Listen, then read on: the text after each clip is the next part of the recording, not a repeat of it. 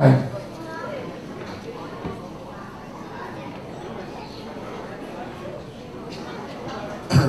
Tov, Shana Tova.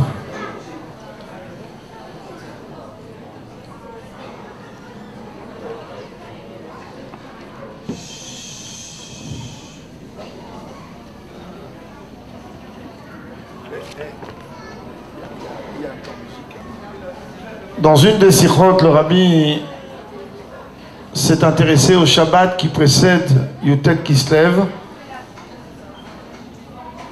Et il a précisé que ce Shabbat-là devrait être en vérité considéré comme le Shabbat avant Rosh Hashanah. Ce qu'on pourrait appeler chez nous le Shabbat Slichot. C'est-à-dire le Shabbat du mois d'Elul, un Shabbat dans lequel chacun va faire un bilan. On a entendu tout à l'heure que toute la force de cette journée Yutet Kislev est liée par le fait qu'on a autorisé à chacun d'entre nous, et ce jusqu'à la venue de Mashiach, l'étude des parties cachées de la Torah. A priori, on pourrait se demander en quoi cette autorisation est une autorisation tellement importante. De toutes les façons, il y a toujours eu des élites dans chaque génération qui ont étudié ces textes-là. En quoi le fait que le 19 Kislev, on vienne autoriser d'en haut et donc d'en bas l'étude de la Chassidoute est quelque chose qui est tellement important qu'on a besoin de fêter jusqu'au point même que l'Admour Hazaken vient préciser que celui qui fêtera sa libération, alors il le sortirait de l'étroitesse vers la largesse. Mieux encore, lorsque l'on regarde la lettre qu'a écrit le Rabbi Rachab, il explique que la dimension de Yutet Kislev est un jour dans lequel Or vechayut nafshenu nitna lanu. C'est un jour dans lequel la lumière et la vitalité de notre âme a été donnée. On sait très bien en Chassidoute que chaque terme est extrêmement précis.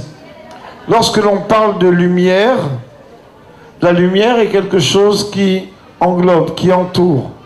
Lorsqu'on parle de vitalité, on est en train de parler de quelque chose de pnimi, d'intérieur. Ça veut dire que le jour de Yutet Kislev, Dieu nous a permis à tout le peuple juif de pouvoir s'imprégner, pas seulement de façon superficielle, de ces parties cachées de la Torah, mais aussi d'une façon intérieure.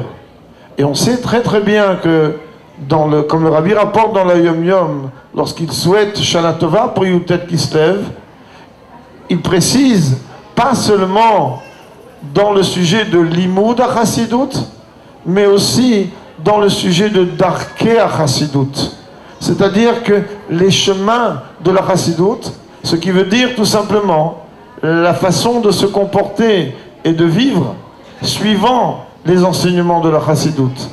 Et c'est la raison pour laquelle il est extrêmement important, aussi bien pour les hommes, les femmes, les enfants, de s'instruire et de se renseigner de quelle façon, de quelle manière la Chassidoute préconise le service de Dieu.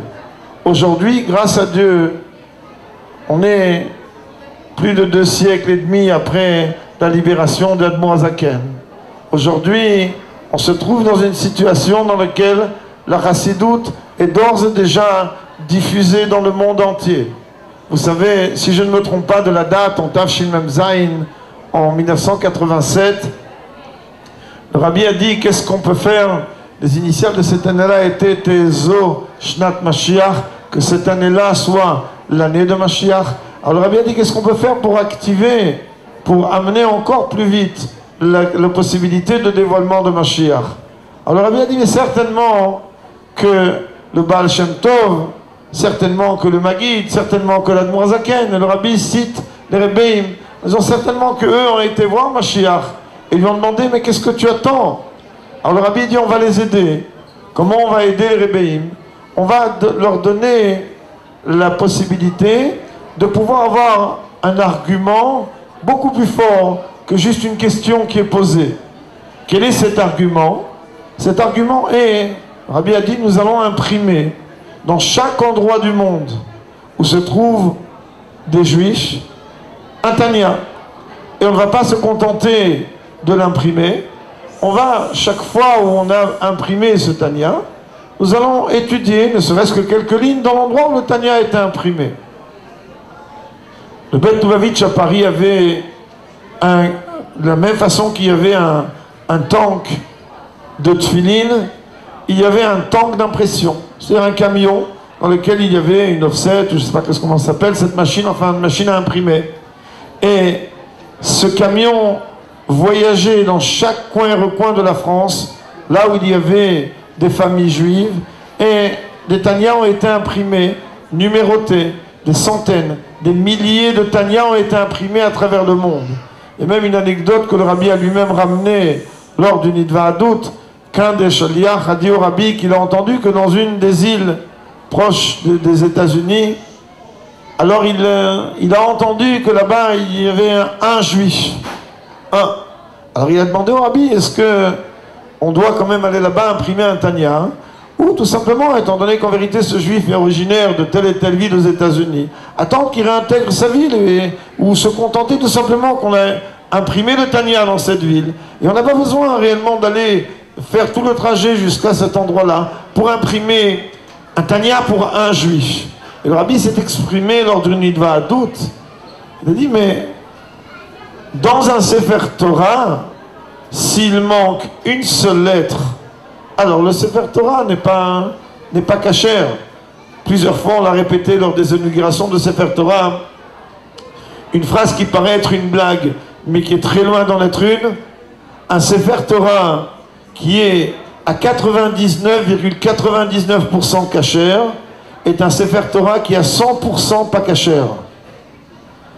C'est-à-dire que s'il manque ne serait-ce qu'une lettre, pas seulement une lettre, s'il manque ne serait-ce que le Kotz Dayun, comme on dit, ne serait-ce que la pointe d'une lettre, le Sefer Torah tout entier, la cacheroute du Sefer Torah tout entier est remise en question. Ça, c'est le travail de Lubavitch, ça, c'est le travail du Rabbi. Et depuis l'Admour HaZaken, où cette chassidoute a été diffusée de plus en plus abondamment, de génération en génération, d'année en année, de pays en pays, de ville en ville.